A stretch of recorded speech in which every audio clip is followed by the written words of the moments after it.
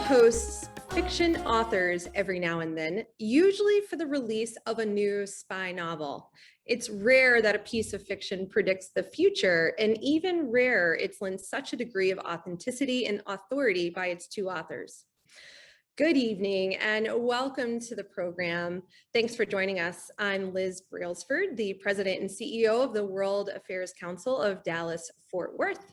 Our program tonight highlights a new geopolitical thriller, 2034, a novel of the next World War, co-written by Elliot Ackerman, a National Book Award journalist, finalist, and Marine Corps veteran who served 5 tours in Iraq and Afghanistan, and Jim Stavridis, retired 4-star and Admiral and former Supreme Allied Commander of NATO. In the book, they imagine a naval clash between the US and China in the South China Sea in the year 2034, when a single technological leap enables China to outmaneuver our military. They've received rave reviews for their work, and Jim Mattis calls it a sobering cautionary tale for our time. Unfortunately, we have just heard this afternoon that Admiral Stavridis is unable to join us tonight due to unforeseen circumstances, but we are so happy Elliot could still be with us, and I look forward to a fascinating discussion. You can purchase your signed bookplate copy of 2034 at Interabang Books, our local bookstore partner, and our audience receives a 10% discount off any of the books in your online cart. Remember, it's not just for 2034, but it's a 10% discount using the code dfwworld. We have a full schedule of virtual programs, so remember to check out our website at dfwworld .org for newly scheduled events.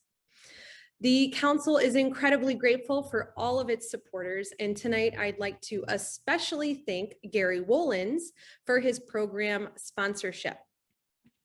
Gary serves on the Council's board of directors, and we thank him for his continued support of our mission.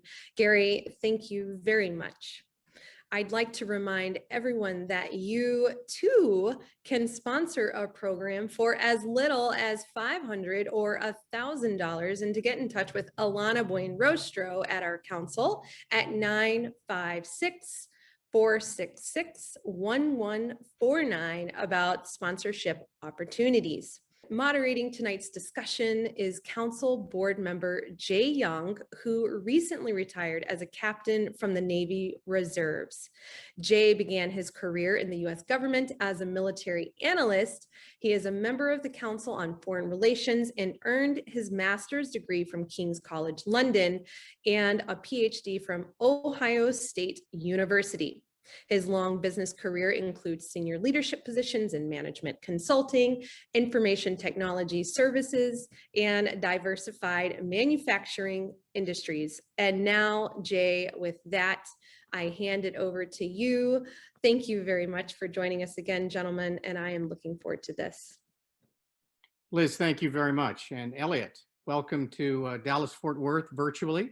We're really glad to have you here to talk about what I think is going to be a fascinating discussion here about this new book that you and Admiral Stavridis have written.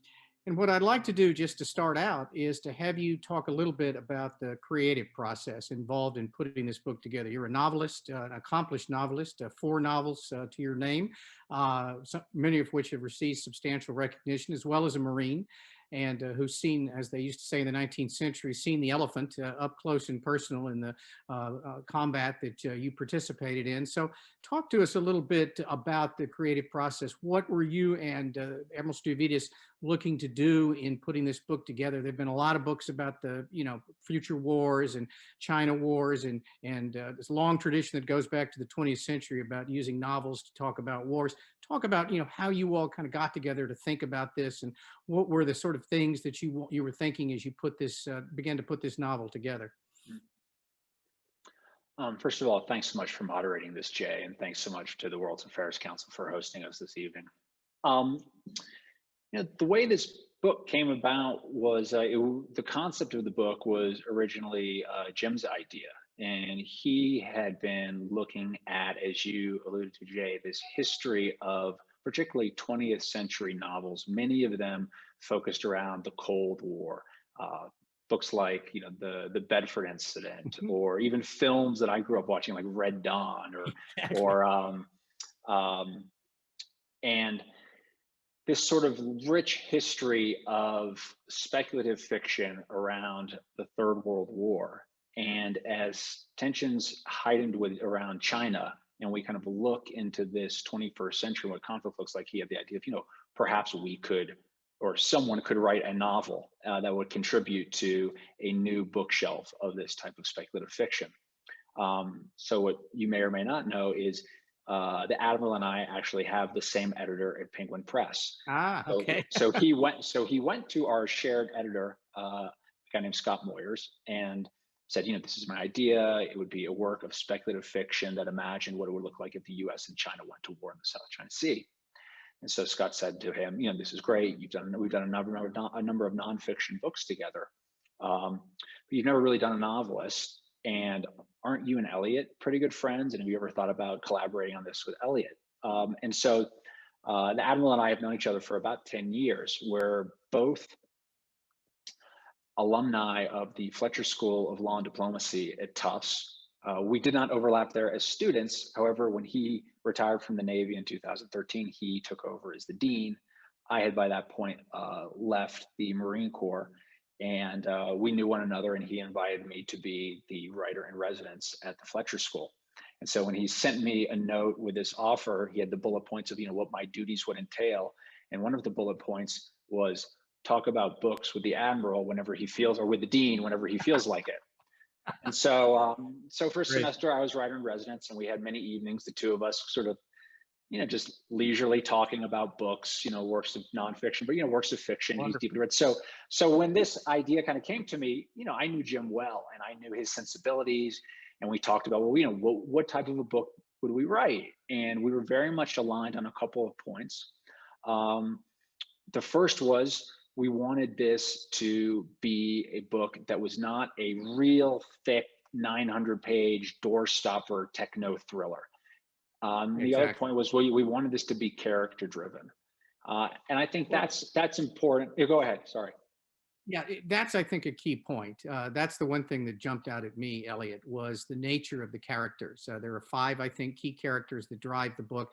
Talk a little bit, if you would, about who they are and kind of how how the book begins, to get people a sense as to, what to expect, as they who have not seen it, but who hopefully will hear this and want to jump right into it. If you could kind of set that up, that'd be great. Yeah, sure, Jay. Yeah. So I imagine many of you might not have picked up the book or read much about it yet, but when the novel opens, what occurs is we have this precipitating incident in the South China Sea.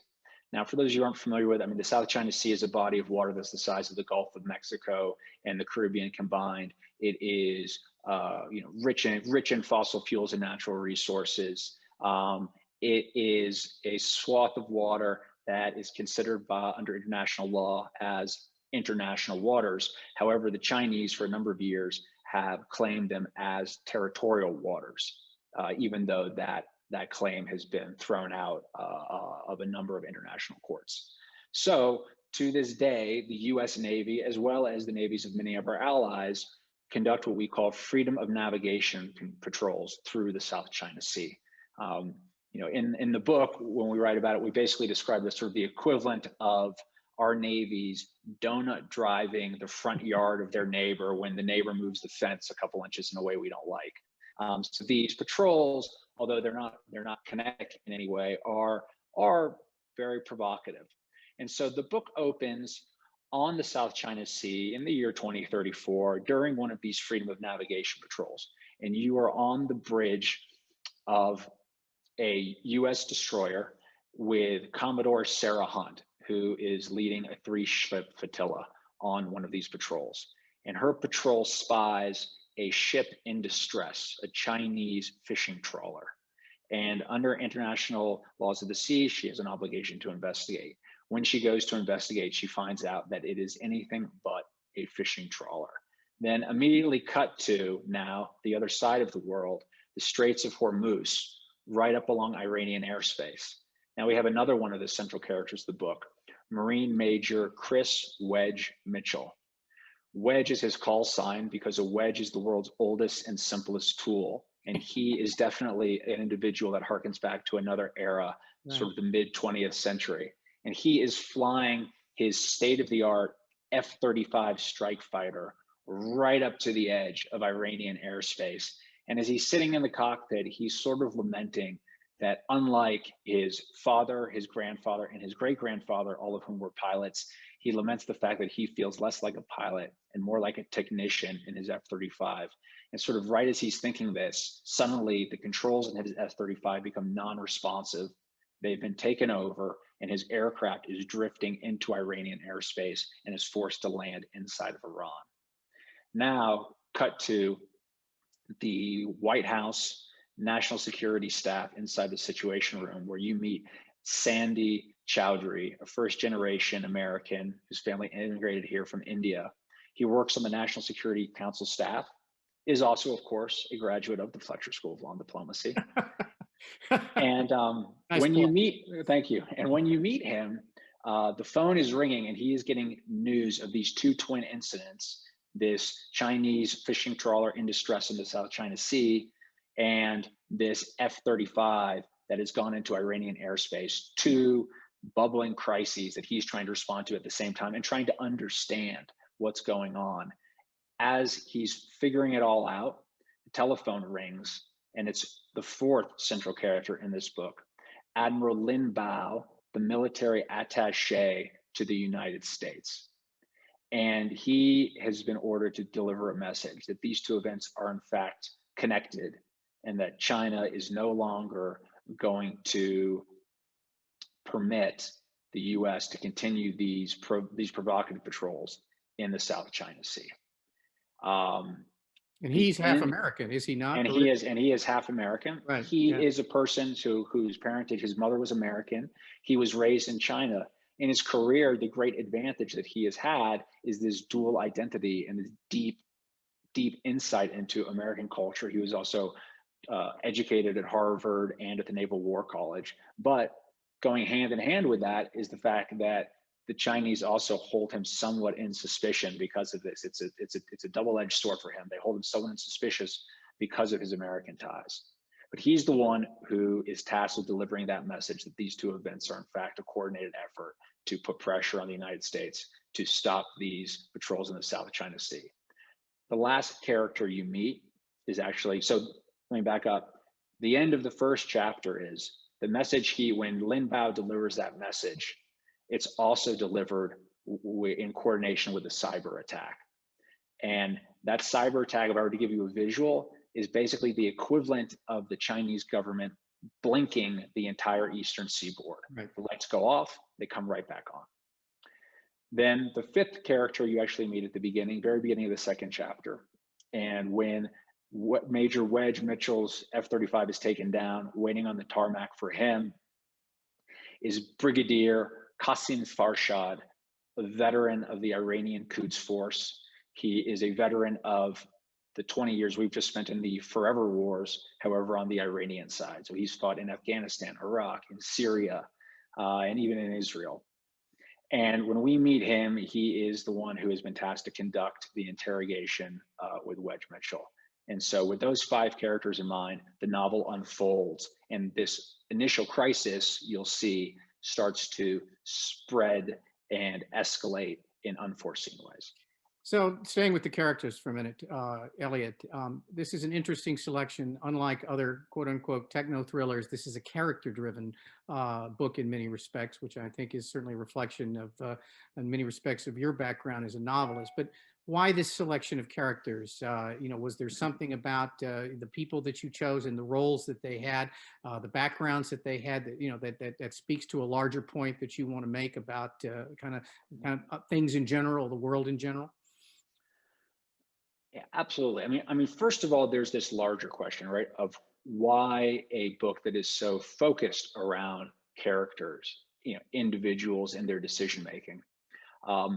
The Marine Corps that I'm alumni of defines war in the following way. War is a contest between human wills. And I think that's a pretty good definition of warfare. Absolutely. So if that's the case, how can you tell a true war story unless you are singularly focused on the human beings involved in it and their psychology? So the technology is all well and good, and you'll see also it's very much present in the novel. I mean, cyber is very big in this book. The role of technology, how technology can both advance you and give you an advantage in combat, but how it can also hinder you if you become too reliant upon it. Those are all central themes in the book, but so too is this idea of character. And I think each of these characters, as you meet them, they are multidimensional. I think, I relate to them in all sorts of ways, maybe unexpected. I mean, for instance, a character like Qasim Farshad, the Iranian Quds Force general who I mentioned, his first name is Qasim, and he is the godson of Qasim Soleimani. And when you learn about his backstory, his father was actually killed subverting an assassination attempt against Qasim Soleimani. And so he is a character who's experienced the last 20 years of war in America, or that America has experienced, but just from the opposite perspective. So, same thing with Lin Bao. And I have always felt in my novels that the job of a novelist is to create characters who are real, yes, who are complicated, and then to give them the space on the page to stand there and make their case before their reader as though they were making their case before God. And the reader, can decide. No, that's, I think, one of the unique advantages or the unique sort of issues with this novel is that it is character driven, and you do get a lot of background on these characters and their motivations and what drives them, which I found especially interesting. But also the heart of any good novel like this is the scenario. So, tell us a little bit about the world of 2034. As I looked at it, the United States is kind of in a different position than it is now, a little bit perhaps less dominant, at least ultimately than it perhaps thinks it is now. One thing that also struck me as the novel unfolded was the lack of allies. The United States goes sailing into a lot of these things. Doesn't seem like it's got a lot of support from other countries. So talk a little bit about the scenario, the world of 2034. Absolutely. I mean, listen, I think the first thing a reader would notice in this world is who the president of the United States is. And we never name the president specifically, but the president of the United States is a woman, which is not surprising to me. I would be shocked if by 2034 a woman is not become president of the United States. But what might be more surprising is that the president is neither a Republican nor a Democrat, and that the endemic political dysfunction that we have been living with has finally led Americans to elect an independent president. So I think frequently as Americans, we seem to believe that, it's written in our founding documents that there must be two political parties and they must be Republicans and Democrats. But, as I'm sure all of you listening know, that's nowhere in our founding documents. And our first president, George Washington, was our only political independent. And when he left office, he spent a significant chunk of his farewell address warning against what he called factions, which we call parties. And so you do see sort of the tail of some of our political dysfunction in the world of 2034. And it also contributes to our inability to react to this attack in a way that is very concise and directed. And it's something that the Chinese characters opine on a great deal in the book. So when it comes to taking a critical eye in writing this book, you have to sit there and say, how would someone who was Chinese, how did they look at us, and what are their critiques of us? Doesn't necessarily mean it's right or wrong, but I think you have to do that type of a mental exercise. And I think if someone reads this book, they'll be rewarded in having gone through that type of an exercise. But also with regards to our allies, the world right now obviously is much more multidimensional. There are many more powers than there were, let's say, at the end of the Cold War. Exactly. We basically had a bipolar world, and that trend has only continued. And so we see new alliances also forming. We see, for instance, in the wake of the coronavirus and the collapse of Iran's economy, that Iran and China have become much more closely allied. We see that Russia, which is still led by, at this point, an octogenarian President Putin, which I don't think is that tough to imagine. I think Not he's at in all. pretty good shape today. Fortunately. I think he'll probably be around in 13 Yeah. years.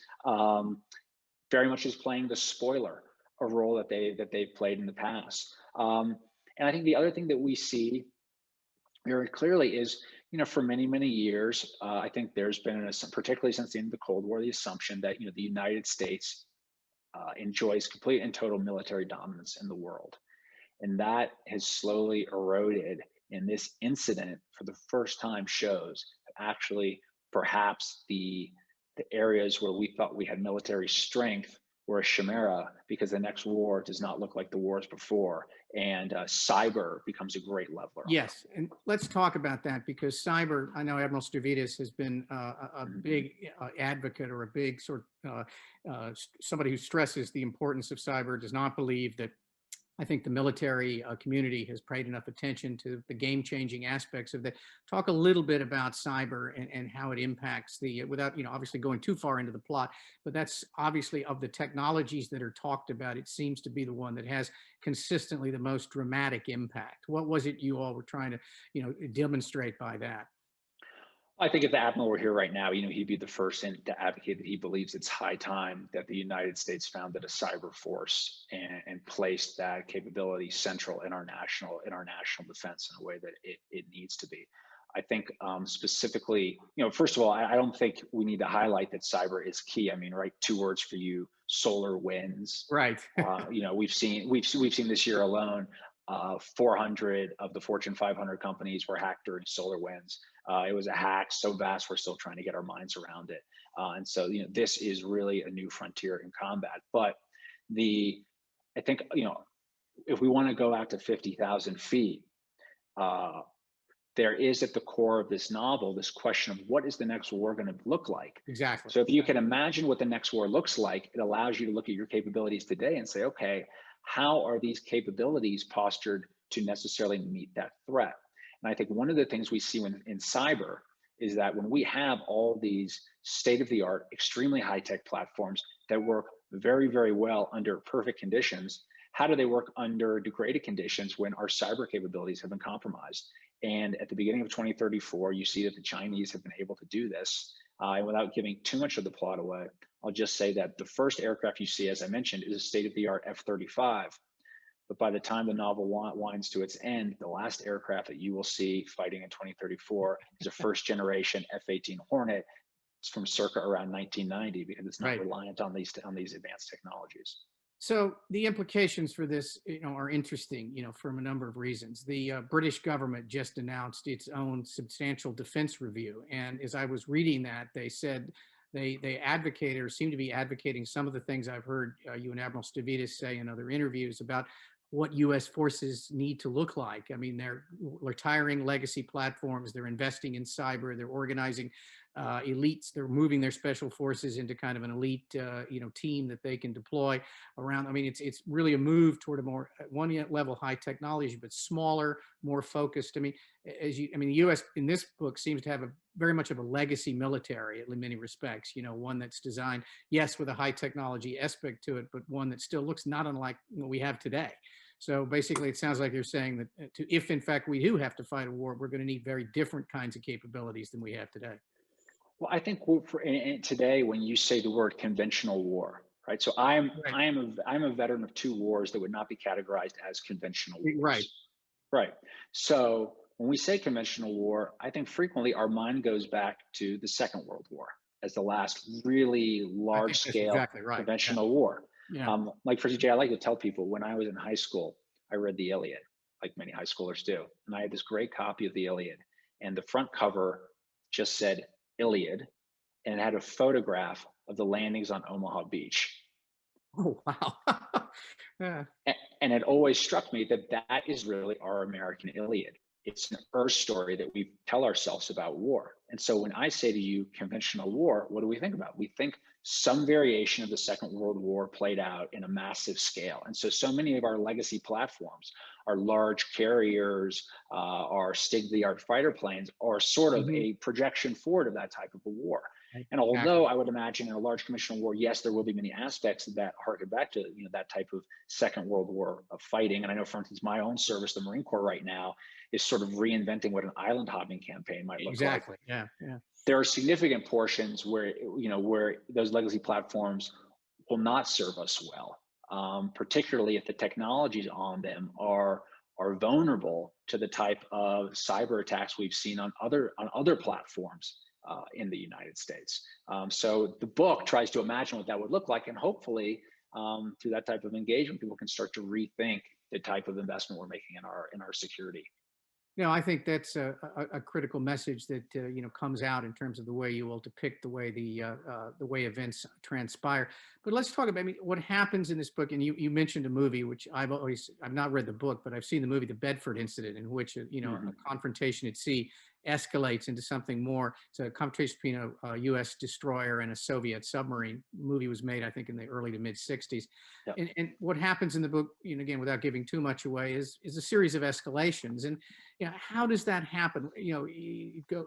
There's a number of lessons, I think, there in terms of crises and how things can spin out of control or get beyond what hopefully people are trying to do to control it. What's kind of the key point that you are trying to make with the way the scenario unfolds? Well, I'll give you a slight anecdote from my own experience, and Okay. then I'll go directly to your question. I remember I worked as an intelligence officer for a number of years, and when I went through my training, I had a mentor, and I remember some of the trainees would believe that, like, our rooms were bugged or our cars were bugged or they were doing this or that to us, and I would offer some of these theories to my mentor, and he would always kind of shake his head and laugh at me, and he'd say, if we were half as good as people thought we were, we'd be really, really good.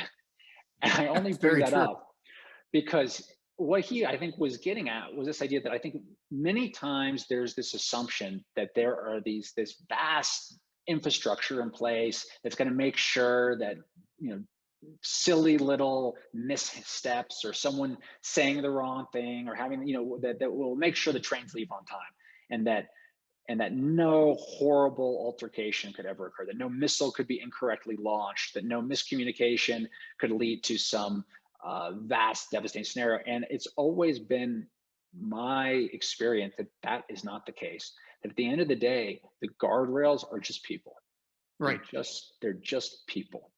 And that should, in some respects, terrify all of us.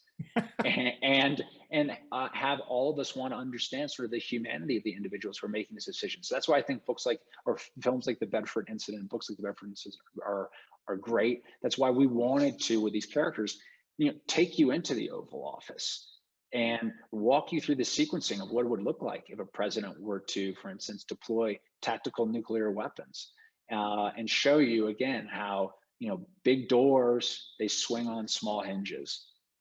So that's very much the spirit of this book, is to take away some of the mystique. Right. The sort of loss of control that can occur very quickly in any kind of environment where humans are under pressure and are faced with unknowns about what's out there and what's really not out there. And so they have to deal with imperfect information. So yeah, that comes across very clearly. And I think, talk a little bit as well about the role of the other powers, which I think is very interesting. You deliberately chose other countries that you wanted to, kind of work into the scenario. An important one is India, but there's also Russia. There's also Iran, as you mentioned. Those are the ones that kind of enter into the plot most specifically. But in this world in which the United States is not as obviously dominant as it clearly thought it was or was at one point, how are these other powers? What are they after? What are they trying to do? Well, first of all, one of the central themes of the book is a look back at the 20th century. What I mean by that is, if we were to look at the last 100 years, I think we could certainly categorize this last 100 years as an American century. And I would offer that it was an American century birthed in two conflagrations, right? The First and the Second World War.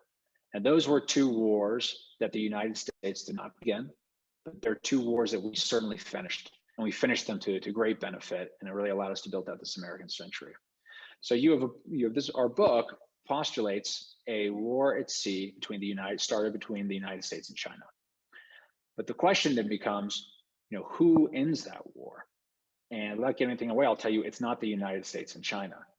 So to sort of take you around to some of the powers here, obviously we have an Iran that is, seeking the survival of its own regime and the continuance of that regime, and it's looking well past its own borders to new alliances and finds the Chinese as willing to cooperate with the Iranians. You have Russia, which, due to its demographics, continues a trajectory of decline. However, is still very much eager to play the spoiler and feels that international chaos is really in its best interest because it's trying to capitalize wherever it can. You have a nation like India, whose demographics are very much young population, growing population, one that is facile with technology, one that speaks English, which is lingua franca for so much of the world. So an emerging power, and then also China, that is an emerging power. And we could talk about ideas like the Thucydides trap, where if you're not familiar with that idea, but when you look back through the ages, whenever you have that dynamic of emerging power meets established power, you frequently wind up with conflict. Again, to go back to, for instance, the First and Second World Wars, the emerging power was Germany and the established power were the British. Exactly. So those are the dynamics that are playing out on the international scene. What's interesting in some respects are the powers you didn't mention. And I wonder if there was a method or a reason for that. There's no mention really of any of the Western European countries, Japan, Australia, South Korea, Israel, countries that do figure a lot in the dialogue of today. I know you had to make choices, but was there any specific reason that those countries were not mentioned as part of the scenario? In fact, there is no great mystery there. Specifically, it was sort of artistic choices. The idea of, okay, we have a story we need to tell. We know we want to make this book lean. We know we don't want readers to bog down something that's 800, 900 pages. So we have to make some stylistic choices of who are going to be the really central actors in this. And there is, for instance, in the book, a lot that happens off stage. And those decisions were made in the spirit of kind of keeping the narrative moving, keeping it as a page turner, and keeping it so you had a contained cast of characters as opposed to a book like, a Harmon Wook's like The Winds of War, right, that's 900 pages, and then an appendix of characters. So, in every theater, right? right. So but no, there's no real. Obviously, all of those countries would be playing roles and would have stories that were uniquely their own in such a conflict. Talk a little bit, if you would, about China. The Chinese admiral is a fascinating character for many respects, but you also go into a fair amount of detail to describe elements of the Chinese decision-making system, the way this, their political and military interact, the way that they, kind of give a sense of the way they think about issues and crises. What kind of struck you as you were getting into this about China and the way they might deal with a situation like this, given that system, that culture, that military tradition? Right. Well, just like the United States, when this crisis begins, it escalates sort of out of control of both powers. So there is this continual, as you're going to war, operating in tandem with that is this process of crisis mitigation, that each side is trying to not only respond to what the other side is doing, but to also ensure that the crisis doesn't spin out of control that their domestic population is up in arms against them. Exactly. You see that very much with the Chinese and their decision making. So without giving too much away, there's a character named Zhao Leiji who comes up later in the book, who is a central figure in the internal security apparatus of the Chinese. And you see that as the war is playing out in tandem, he's also trying to clean up the mess that is occurring to the war. Yeah. And so what you see in parallel is how the Chinese mitigate the disaster that this war has become, because wars are disastrous, and how the Americans, the other side, tried to mitigate it. And you see they're very different in their approaches. Yeah, that to me was really fascinating. And in terms of the way you portrayed that system and the way it would potentially deal with this crisis.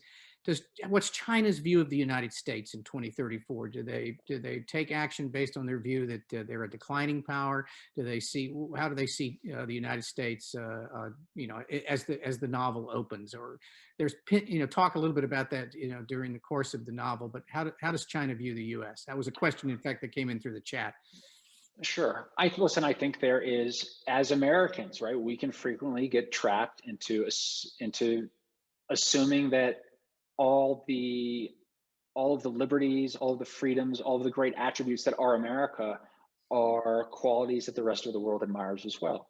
And the Chinese certainly don't. And they don't believe our system is a superior system. They don't believe that in China they're dealing with an inferior system, that they will someday aspire to a capitalist democracy. They don't want that. They're not interested in that. So, assuming that's true, you have to then try to inhabit the mind of how how a Chinese official would view the United States. I think they view the United States, or at least the characters in the book, uh, as working within a system of governments that is not efficient, Okay. that at times is decadent, and that at times is duplicitous to itself, self-duplicitous, that tells itself one story when in fact it operates according to very different norms, both domestically and internationally. And so throughout the book, when the Chinese characters, as I mentioned, step onto the page to make their case before you, the reader, as though you are God, these are the things they are saying. And then they're countered in other chapters of the American characters who are, obviously very much in this fight, to include sort of the most straightforward American character, Major Chris Wedge Mitchell, the fourth generation Marine fighter pilot. Yeah, no, I wasn't a Marine, but I could see that definitely was written by a Marine. So Yes. there's no two ways about that. And an aviator to boot in his case. So let's talk about from the U.S. side for a minute. You've got two characters that kind of, work against each other to some degree in the course of as the crisis unfolds. What were you hoping to convey about the nature of the U.S. system in contrast to the Chinese during the course of this crisis as it unfolds? Well, I think what you see, one of the U.S. characters, I think maybe you're alluding to, is the National Security Advisor, Right. Wise Carver. Yes. And Wise, I will say, there aren't really, this isn't a book where we've made a lot of good guys, bad guys. We're not focusing on villains. I mean, the true villain of this book is war itself. Right. However, I will say, if there is one character in this book who's as close to as bad guy as you can get, it is the National Security Advisor, Yes, I Wise picked that Carver. up. And he is a person who, he's very hawkish. He's got an axe to grind against China, and he believes the U.S. should be fighting this war, and it is a righteous war. And as we are hurtling down this highway of escalation, every time sort of an exit ramp appears, where perhaps if we maneuver in a certain way, we can get both the United States and China to de-escalate. Wise Carver tries his damnedest to make sure they do not take that exit ramp. He wants this war, and he believes it's righteous. And what we try to show you in the novel is, down to how people are moving through the White House and how papers are getting delivered on various principals' desks, how those internal politics play out. And I think in the Chinese system, what you see is these are individuals more stuck in a very rigid and formal system, where everything is about protecting the power structure itself and ensuring there's enough distance between the decision makers so that they can plausibly deny any decision that leads to a failure. And the U.S. system, you see, is messier. It's people running papers down hallways to principals, and it's more kind of your shirt sleeves up as opposed to, a bureaucratic ordering of decisions through a larger system. Please tell me Mr. Wise Carver was not based on any true life person that out there, but I will say only one thing. I'm a graduate of Tufts University. The Admiral is a graduate of the U.S. Naval Academy, and Wise Carver is a graduate of West Point. Enough said. I'll leave it at that.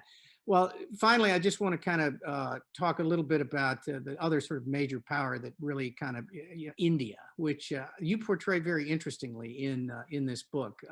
They assume a role that, again, I won't go into detail about, but obviously you think India is a coming power, one that, as you mentioned, the demographics that they have. What is it about India that kind of led you all to kind of give them an important role in the plot that you have? I think that listen, China is very much focused on its one belt, one road strategy of becoming a, economically global force, overland trade routes, sea trade routes. I mean, there's just one problem. There's a huge speed belt in the one belt, one road, and it's that speed bump is India. Exactly. They're right in the middle of it. China has many demographic problems. that India, for instance, does not have a very young population there. As I mentioned, a very tech savvy population. English is the lingua franca. Great deal of education among the upper classes in India, and that in this book, it's interesting to see how India positions themselves in this crisis. And you cannot count India out as we enter perhaps what some have called the foothills of a Cold War between the United States and China. If you're not thinking about India, you're not thinking about the whole picture. The conflict rather quickly, or I won't say too much, but nuclear weapons are employed. I won't describe how they're employed or who gets hit, but and how. But do you see that if there is a war, that the likelihood of nuclear exchange is going to be high? I mean, how do it doesn't take long to show up. So give me a sense as to what you think, that if in fact something like this does happen, that the nuclear exchange might occur. Well, first of all, I'll say, I mean, this book is not written in the spirit of saying we are predicting that a war is going to happen in 2034. It's written in the spirit of saying, listen, based on where the world is at right now, based on how countries are positioned, it's worth imagining what this war would look like, so we can all head check ourselves and conclude this would be absolutely horrible and we should never do it. And I would postulate that one of the reasons we never saw a war between the United States and the Soviet Union was because that war had been so well imagined, and both parties had reached mutual conclusions that this is absolutely unacceptable. We cannot fight this war, and that maybe right now it's worth going through the same type of imaginative exercises. Like I hope that people in China will read this book just so that they can go through the imaginative exercise and come to the mutual conclusion that in this war no one would win. But specific to your question about nuclear weapons, I think in that regard, there is probably a sense over many years that there's a belief that these weapons would never be used, that no one would deploy a tactical nuclear weapon.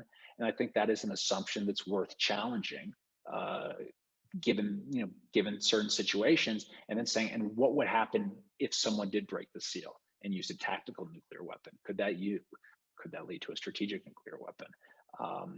Because to not do so is almost negligent in certain ways. Have the Chinese, do they write novels like this? Do you know of anything that the Chinese have put out that talks about a future war? And if so, how do they differ, if you know, from yours or other novels like this that are being written, at least in English? I do not know of any Chinese novels of a similar vein that have been written in English, but I think I would welcome and think it would be fantastic if you started to see this type of a literature emerge in China as well. And I think, culturally, the United States and China have been in an interesting place recently, because as tensions between the two powers have escalated, for instance, in film in the United States, it's very difficult to make a film that's critical of China because film companies need the Chinese box office. But in some respects, this is a conversation I think worth having, because again, it will lead to both powers recognizing that whatever our differences are, war is in nobody's best interest and it should be avoided at all costs. Absolutely. Yeah, one question in the chat we have is about Hong Kong and Taiwan in 2034. How do they play into your thinking? Obviously, they're top of mind right now, but are they still a factor in the scenario that you all lay out? Absolutely. I mean, I think Hong Kong less so, because in many respects we've reached a bit of an end game with Hong Kong. But Taiwan, as this situation unfolds and escalates quickly, Taiwan plays a central role, and the Chinese make moves on Taiwan. I don't want to spoil too much from the book, but you can see in the novel how the U.S. responds and how other global powers respond to that. Another question that's in our chat has to do, and I read this as well. There was an article in the Wall Street Journal last week about the new role of the U.S. Coast Guard in patrolling the South China Seas. That seems to me to be, kind of piling on to some of the other things that has been going on there. It ended by saying the Coast Guard deployments are meant to allow the U.S. to confront those Chinese prows with less risk of a military incident than if the U.S. Navy were involved. Similarly, the Chinese have used their Coast Guard and fishing fleet kind of as the front end of many of the things that they're doing in the China Sea. Is this in any way de-escalatory, or is it just, part of the same overall, kind of way of acting that we've seen just with different platforms? I think it makes sense to engage those forces as opposed to the active U.S. Navy where you can. But the fact of the matter is that so long as the Chinese maintain that the South China Sea are territorial waters, there's going to be a dispute there. And you have a high probability of some type of an incident occurring there. And again, you have another probability of that escalating quickly. And so, it's very dangerous work to be doing these freedom of navigation patrols, particularly as the Chinese military begins its expansion. And, and we're getting very soon to a time, if we're not already there, where we truly have a peer level competitor in the Chinese Navy. And even if you would say today that they're not a peer level competitor, the fact of the matter is, if we were to ever fight in the South China Sea, they would have home court advantage, Yes, and we would be fighting exactly. a world away from our forces. Exactly.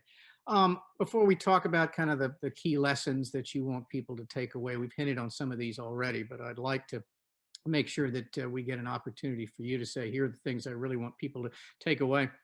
I'm curious about how you obviously want to inform people about this. And the inference appears to be that there's not as much discussion about or the need for additional talk about what a war might look like. Do you feel like, there's a lot of people in the national security community focused on China more broadly. We have a lot of commentary about it in the press. What are we missing in terms of this issue and what's not being discussed? Are there elements of it that are not being addressed that you hope that perhaps this will help address? I'm curious as to kind of your thoughts about the deficiencies in the current dialogue and thinking about China more generally. Well, I think one of them we already hit on, which is cyber. Mm-hmm. And I think it's very important to have front of mind how cyber is really a game changer in this regard. And I think it's important for the United States to understand how our technology both gives us great advantage, but can also become a liability. Right. Let me be a little bit specific with that. I'll share an anecdote with you. So I work as a journalist as well, and I covered the Syrian civil war for a number of years. And when I was covering that war, I was based in Turkey. And a Syrian friend called me one day and said he had met a guy who was a former member of Al Qaeda in Iraq, and he wanted to have a meeting with me down on the Syrian border. And the idea of the piece was two veterans of the Iraq war sit down and we kind of have a cup of tea and talk about our wars, but we fought on opposite sides. And so I took the meeting, we sat down, we had our drink, we talked about the war. Turned out, we'd fought in a number of the same places. And then at a certain point, he quoted Albert Einstein to me. And he leaned across the table and he said, Einstein predicted everything that's happening right now. And this was during the rise of the Islamic State. He said, Einstein said that the Third World War would be a nuclear war, but that the Fourth World War would be fought with sticks and stones. He said, and that's how we beat you in Iraq, is with sticks and stones. Interesting. And this was a theme I saw throughout my military service. In Afghanistan, the Taliban had a saying, which was, you all might have the watches, but we have the time. We have the time, right. To stick out insurgency. And so I think one of the things that is a key theme in this book, as you'll see, is the way that technology is all well and good, but if that technology is rendered null and void, if the radio stopped working, if the GPS stops honing, stops giving you your 10-digit grid coordinate, what do you do? Are you going to be adaptive enough to still fight? And I think if we were in any type of war with China or any type of peer competitor, it would immediately become a war where not only are we attacking one another, we're attacking each other's technology. Yes. And how do you respond to that? Right, and homelands. I mean, I think the wars we fought since certainly 1945, have not been involved where the U.S. homeland has been struck directly. That's Absolutely. not going to be the case going forward. Right. And I think a lot of people don't realize that. Well, this is a fascinating scenario. Let's talk about kind of two things. One, how do we prevent the world of 2034, the scenario that you're talking about, from actually coming about in the way that you all describe it? Let's talk about some of the key lessons that you want people to take away from this. I think, first of all, listen, with regards to our posture with China, we should find areas of cooperation where we can and confront where we must. And I think that is, at this moment, seems to be also the Biden administration's policy. And I would applaud that. I think there are areas as well where the United States, needs to and has really woken up to how the Chinese have manipulated markets in terms of trade, issues like the South China Sea and others. But I think there's also areas where we should focus in on cooperation. For instance, areas such as climate change. But I think the greatest thing that we can do is to continue to develop our military readiness. I think you have seen the Department of Defense posture away from our Middle Eastern wars and do the hard thinking and reorientation towards the Pacific. And then in addition to that, I think, just as a novelist, that we need to continue telling ourselves these stories and to continue to be engaged on these issues, because this is how you avoid the wars. And if you've really thought things out, that's how you can keep off these shoals. And I think it's through, at least if you look through history, it's through complacency that often these things turn awry. I think that's a really good point. And, you talk about, I know in one of the interviews you had, you all talked about the lack of imagination that tends to inflict certain official ways of thinking in Washington. We all get wrapped around ways of doing things, habit, it continues to make sense to make giant aircraft carriers or, do things a certain way because that's the way we've done them for a long time. So how do we inject more of that into, for example, how we educate our public servants and military officers and folks like that? Is it getting them to read more novels? Is it getting them to, more insight on China? How do we begin to make that? Because we did it pretty well between the wars, I would argue, in many respects. Yeah, we have done well. I mean, listen, look, if you look at the last 100 years or so, I would say the three great catastrophes the United States has faced, right? Pearl Harbor, September 11th, and most recently this pandemic, all of which were failures of imagination. How many times in the last however many months have you said, like, I never could have imagined what we'd be walking around with face masks, or we'd all be Zooming like this? Right. I mean, it's all around us. So I think for our military and our government is creating a culture that allows people to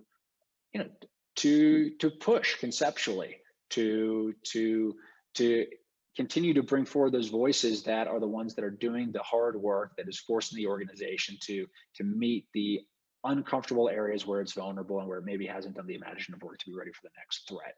And so, yes, we've seen that in the past. We've seen people like Richard Clarke before 9/11, who up until a week before the 9/11 attacks was saying, we are incredibly vulnerable to an attack on the homeland from Al-Qaeda. He was not listened to. All the way back to Billy Mitchell between the wars, who was warning about an attack on the U.S. battleship fleet from the air before the Second World War. He was not listened to. So I think having a culture that really looks for these creative voices and elevates them is gonna be important as we've moved deeper into this 21st century. Well, I agree. And I think that, the other thing that strikes me is that I think it's going to require not just injecting additional imagination, but given the way you don't really directly deal with it in the novel, but suggest that we need to do some additional thinking about the way we govern the country and, things that, there's certain things we need to fix in our system. The Chinese have their system. We can't really affect that. But it seems like as well that we've set ourselves up potentially for failure in the way that things have evolved in your scenario from the current political situation. Is that a fair assumption?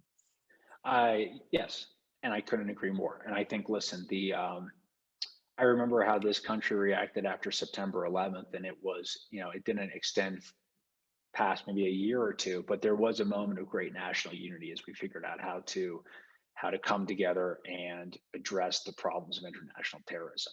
If we look at this past year with the pandemic, which was an existential crisis in this country, it has not been a year of unity. It's been an incredibly divisive year, and the country has not figured out how to come together. I don't say that trying to disperse blame. I say that, this is probably a moment for some soul searching, because this will not be the last existential threat America faces. And if we cannot figure out how to, despite our differences, face existential threats as one American family, our days are numbered. Yes, I think that's absolutely right, and I think that that becomes very clear as you put this as you read this novel and kind of ingest the scenario that it lays out. So, plans for a sequel? Anything that you're thinking about in terms of building on this? It's been optioned for a movie yet? I'm just curious. I mean, any other plans to build on this as part of perhaps the education that we discussed about the need to get more of this out there? I'm sure, but before I said, I would just add one point. I am in no way, though, and I think nor is the Admiral, down on America. I think when you look, there are huge, huge advantages we have. Our demographics, our systems of education, all of which position us very, very well into the 21st century. The question is just, are we going to take advantage of all of those aspects to continue to hold the position that we've enjoyed through, what people have called this last American century. And I hope the novel is a wake-up call for that. With regards to sequels, you very well might. So we'll see. Stay tuned. There are people who would like us to do one or two more in this genre, and I myself would love to see it on a screen, but that's a whole nother world, and Indeed it is. Yeah, Indeed it is. So we'll kind of stop there. But Elliot, I really want to thank you for being here. I want to just let people know that this is a phenomenal work. I thoroughly enjoyed it. I went through it very quickly. I'll probably read it again in case I missed some nuances. It's not your typical techno thriller by design. It's something very different. So please, I'd like to remind everybody to pick up a copy of this book, 2034, a novel of the next World War. You can get it at Interabang Books, as on the screen, and get a 10% discount off your online purchase by using the code dfwworld. Also, to catch up on our continuing, and we have a lot of really good programs coming up in the DFW World Affairs Council. Please go to our YouTube channel at DFW World, or go to the site and look at see what's coming up. There's a lot of good activity, many good programs coming up. If you're not a member of the council, please join. We'd love to have you. Go to dfwworld.org to learn about how you can join the council. And for more information on membership options. I've been a member for, gosh, almost since I came back to Dallas 20 years ago, along with my wife. And speaking of my wife, I'll just say that she reads a lot of thrillers, and she said this is an outstanding piece of work. She's really a connoisseur in many respects. So if you've got her approval, I can guarantee you that you'll continue to. And where are you on the New York Times bestseller list right now? Number 4, I think, last time I checked. We were 6. Number 6. 6. Okay. Mm-hmm. Well, as I say, it's a phenomenal book. I can't recommend it more highly. I enjoyed it. I think you will too, if you get a chance to read it. So please pick it up via Interabang. Elliot, again, thank you for being here. It was a great conversation. I hope we can sometime meet in person beyond the virtual area. Again, my best to the Admiral. Sorry he couldn't be here, but thank you again, sir, for being here. It was a real pleasure to talk to you, and best of luck with the book. Thank you, Jay. Thanks so much to all you hosting me.